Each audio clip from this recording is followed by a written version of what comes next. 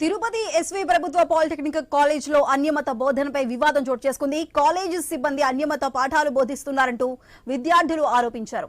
English lecturer Madhavi బోధన సమయంలో బోర్డుపై తెలుగులో అన్యమత పదాలు రాశారని చెప్పారు. ఆమెకు తెలియకుండా విద్యార్థులు వీడియో తీశారు. ఇది చూసిన తల్లిదండ్రులు ఆందోళన వ్యక్తం చేస్తున్నారు. కాలేజ్ యాజమాన్యం స్పందించాలని డిమాండ్ చేస్తున్నారు. అయితే ఈ ఘటనకి సంబంధించి మరింత సమాచారాన్ని మా ప్రతినిధి గోపినాథ్ అందిస్తారు. గోపినాథ్, చెప్పండి, ఎస్వి పాలిటెక్నికల్ కాలేజ్ లో ఒక టీచర్, ఒక లెక్చరర్ అక్కడ అన్యమతానికి సంబంధించిన బోధనలు రాయడాన్ని ఏ విధంగా చూడొచ్చు? దీనికి సంబంధించి యాజమాన్యం ఏం చెప్తుంది? పూర్తి అప్డేట్స్ ఏంటి?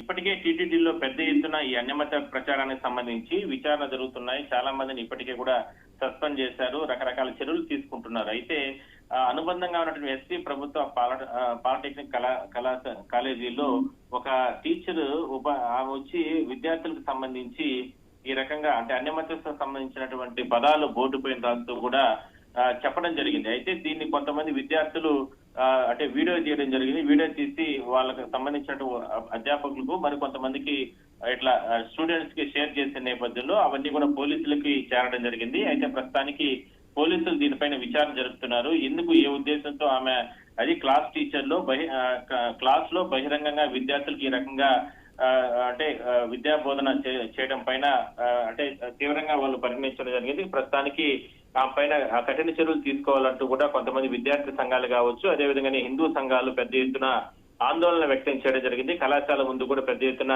నిరసన వ్యక్తం చేశారు ఇవాళ ఉదయం నుంచి కూడా. సో మొత్తం మీద ఆమెని అంటే సస్పెండ్ చేసే అవకాశం అయితే ఉంది. ఇవాళ సాయంత్రం లోపల పోలీసులు కూడా కేసు నమోదు చేసి దర్యాప్తు చేసే అవకాశం అయితే ఉంది కదా. గోపినాథ్, అయితే ఈ ఘటనకి సంబంధించి అసలు ఇప్పటి వరకు కాలేజ్ యాజమాన్యం స్పందించిందా? అసలు ఎటువంటి క్లారిటీ ఏమైనా ఇచ్చిందా?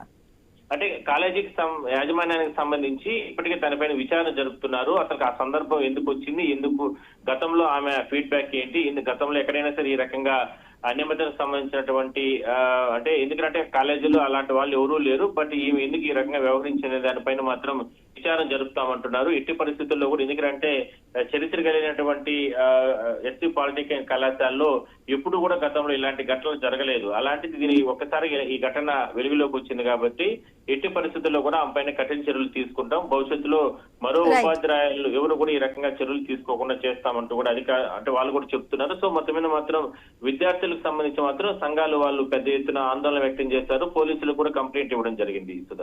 Right Gopinath, thank you.